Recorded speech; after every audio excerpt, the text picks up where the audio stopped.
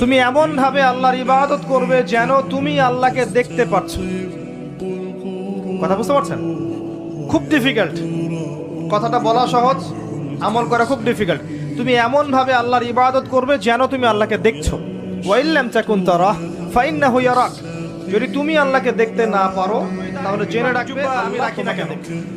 আমার কপালে সেজদার দাগ আছে, ইবাদতের জীবনে আমি পাক্কা মুসল্লি, আর অর্থনৈতিক জীবনে গিয়ে যদি পাক্কা সুদখোর হই, ওই ইবাদত আল্লাহর কাছে কবুল হবে না।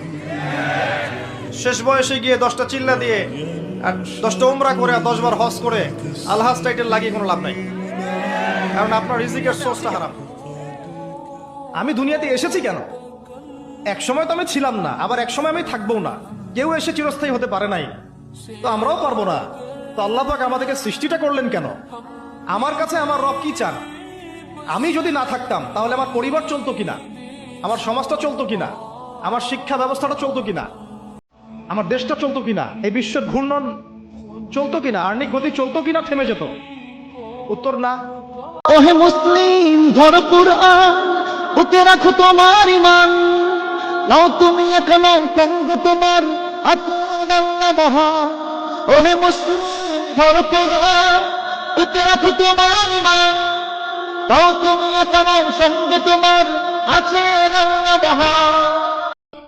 সুন্দর পৃথিবী ছেড়ে চলে যেতে চায় নাই মন, তবু চলে যেতে হয়, তবু চলে যেতে হয়। সুন্দর পৃথিবী ছেড়ে চলে যেতে চায় নাই মন, তবু চলে যেতে হয়।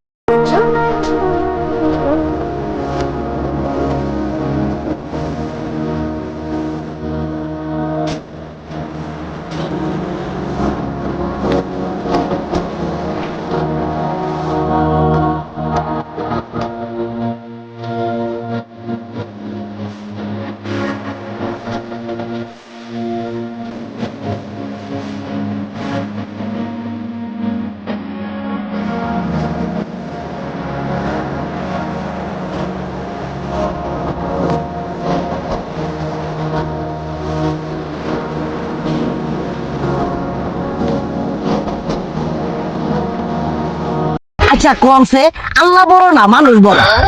ধরো গাদা, তুই কার হাতে কার দূরা দেশ? কুড়ায় আল্লাহ আর কুড়ায় মানুষ। যেটা কবার কইছে ওইটা কন। আল্লাহ বড় না মানুষ বড়? আল্লাহই তো বড়।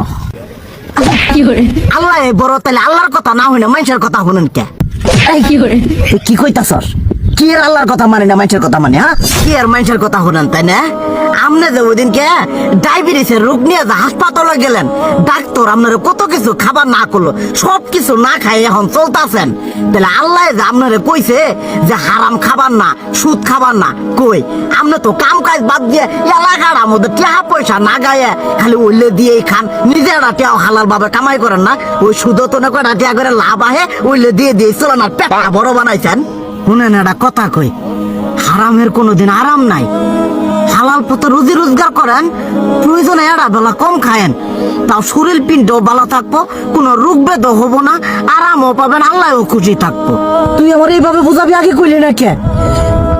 আসলে এই বিষয়টা তো আমি কখনো মাথায় এইভাবে নিইনি যে আমাদের কখনো ডাক্তার নিষেধ করলে ঠিকই আমরা নিষেধ মানি, কিন্তু উপর আল্লাহ যে কত কিছু নিষেধ করে দিয়ে সেটা মানি না। আর এই যে হারাম পথে টিয়া পয়সা কামাই করতেছেন, শরীরের মধ্যে দুনিয়া রোগ বেত হয়েছে, দেখা যাইতেছে যা টিয়া হারাম পথে কামাই করতেছেন তার তো বেশি টিয়া মনে করেন জ্বলেই যাইতেছে গা বেশি। আজকের পর থেকে আমি আর এই হারাম সুদ খামো না, আমি হালাল পথে চলবো, হালাল টাকা পয়সা ইনকাম করবো। এতে করে যদি একবেলা কমও খাইতে হয় তবুও খামো, তবু আমি আর এই হারাম পথে চলবো না। আচ্ছা ঠিক আছে। মায়ের এক ধার দুধের দাম, কাঠিয়া গায়ের জাম, এক ধার দুধের দাম। মায়ের এক ধার দুধের দাম, কাঠিয়া গায়ের জাম। পাপস বানাইলেও ঋণের শোধ হবে না, এমন দরদি ভাবে কেউ হবে না আমার মা। এমন দরদি ভাবে কেউ হবে না আমার মা গো।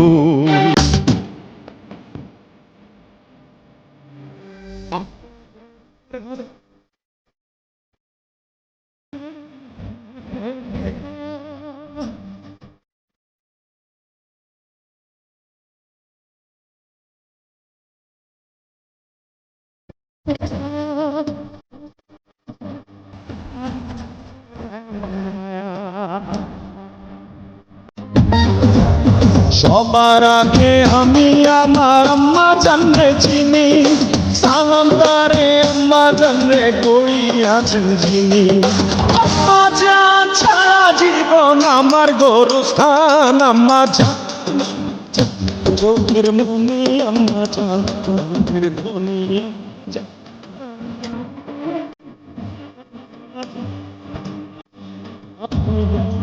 মেহরবান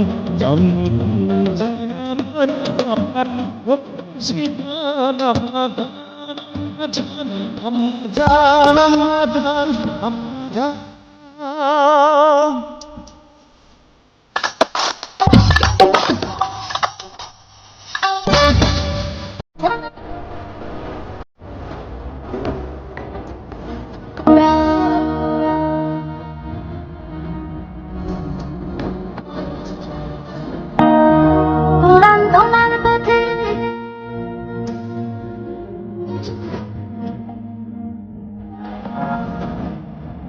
শোনো শোনো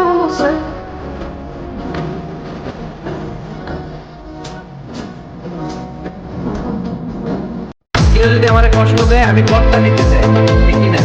কিন্তু ইসলাম বলে বদলা না নিয়ে বদলে দাও। কি করবেন? বদলা নিও না, বদলে দাও। আল্লাহর কাছে বল, বন্ধুর কাছে বলার আগে, স্ত্রীর কাছে বলার আগে, ফেসবুকে শেয়ার করার আগে কষ্টের কথা শেয়ার করবো কার কাছে? বিষ্ণু ইসলাম আমাদেরকে এটাই শিখিয়েছেন। এই শিক্ষার মধ্যে দিয়ে গোটা বিশ্বকে তিনি চেঞ্জ করে দিয়েছেন। তার নাম মুহাম্মদ সাল্লাল্লাহু আলাইহি ওয়াসাল্লাম। এই সূরা থেকে আমাদের শিক্ষা হচ্ছে আমরা বিপদে আপদে সবসময় ভরসা রাখবো একজনের উপর, তিনি আজকে মরলে কালকে দুই দিন পরের দিন কেউ কাঁদবে